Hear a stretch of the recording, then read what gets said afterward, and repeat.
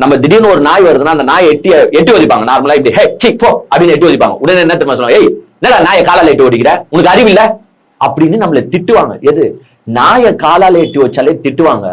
இன்னைக்கு விஜய் கேன்வாசிங்ல என்ன தெரியுமா நடந்துச்சு, அந்த பவுன்சர் வண்டி மேல நின்னுக்கிட்டு ஏங்க அந்த புச்சின் தொங்கின்னு வருவானுங்களா வண்டியை, அவங்க கையை போட்டு காலால அப்படியே எட்டி ஒதுக்கிறாருங்க. ஏன்னா அந்த பூட் ஷூங்க, அது சாதா ஷூ கிடையாது, சாதா ஸ்லிப்பர் கிடையாது.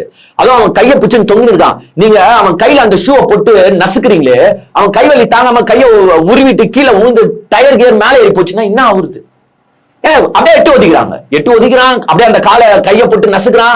என்னமோ இந்த குற்றவாளிகளுக்கு எல்லாம் பனிஷ்மெண்ட் தருவாங்க பாருங்க, நம்ம அந்த காலத்து படத்துல போலீஸ் படத்துல எல்லாம் பார்த்துப்போம். அப்படியே போட்டு அந்த கையை நீட்டுங்களான்னு சொல்லிட்டு காலை போட்டு நச்சுன்னு இருப்பாங்க, காலை போட்டு அந்த மாதிரி பாத்தீங்கன்னா எட்டி ஒதுக்கிறானுங்க. ஆனா ஏன்டா இப்படி பண்றீங்கன்னு நம்ம இவங்களை கேட்டா இவனுங்க நம்மள அசிங்கமா திட்டுவானுங்க. யாரு நம்ம கேட்கறது இவனுங்களுக்காக தான். எப்பா அப்படி போறீங்களே, உங்களை நசுக்கிறானுங்களா, கொஞ்சமாச்சும் அறிவு இருக்காடான்னு கேட்டா எங்க தளபதிக்காக நான் உயிரே கொடுக்க தயாரா இருக்கிறோம்.